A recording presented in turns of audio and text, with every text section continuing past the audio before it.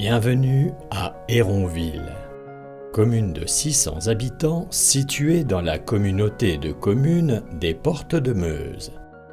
Aujourd'hui, nous vous invitons à découvrir le château de la Varenne. Le château est ouvert au public depuis 50 ans. Voilà, il a été ouvert en 1972 quand il a été classé monument historique et depuis il n'a pas cessé d'ouvrir tous les étés à la visite. Alors dans un premier temps, le parc était ouvert au public mais pas le château. Et depuis quelques années, j'organise une visite guidée au moment de la période d'ouverture tous les jours à 16 h. Une visite guidée des parties classées à l'intérieur de la maison, bien évidemment pas tout le château puisqu'il est habité, mais les parties qui sont visibles par le public. Le château de la Varenne a été construit en 1506, donc il a un peu plus de 500 ans. Et seulement 2 familles y ont habité, la nôtre étant ici depuis maintenant 6 générations, on aborde la 7e. Le château de la Varenne, c'est un monument emblématique de la Meuse, la demeure d'un des ministres des Finances des ducs de Bar en 1506 qui a été anobli et qui s'est fait construire cette maison.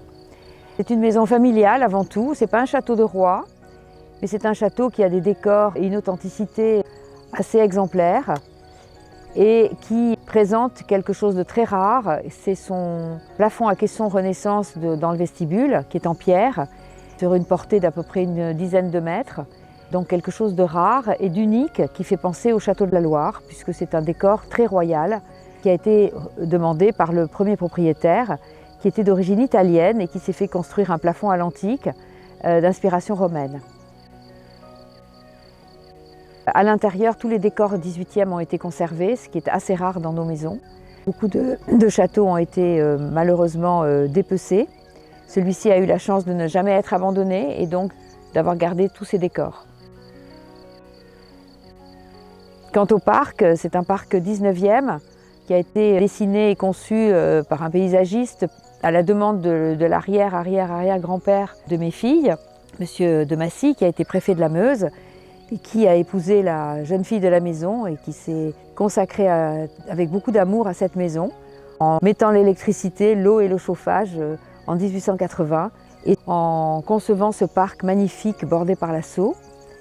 Le parc est aussi labellisé Jardin remarquable depuis 2004. C'est un parc tout à fait remarquable qui est ouvert au public. Les visiteurs se promènent avec un dépliant. Les arbres importants, les arbres remarquables sont fléchés. Nous avons des arbres comme tous les parcs patrimoniaux du 19e siècle qui viennent du monde entier. Nous avons des arbres de Chine, du Liban, de Perse, du monde entier. Voilà. Le château va traverser une période un peu compliquée, un peu difficile, puisque les toitures vont être restaurées, c'est-à-dire totalement déshabillées et recouvertes de tuiles et d'ardoises selon les endroits, à partir de l'automne 2022, ce qui va engendrer une fermeture temporaire en 2023 et peut-être 2024, mais pour des raisons de sécurité. Donc ni le parc ni le château ne seront ouverts au public a priori pendant ces 2 années. Voilà. Mais nous reviendrons à la normale, c'est-à-dire 40 jours par an, c'est-à-dire juillet, août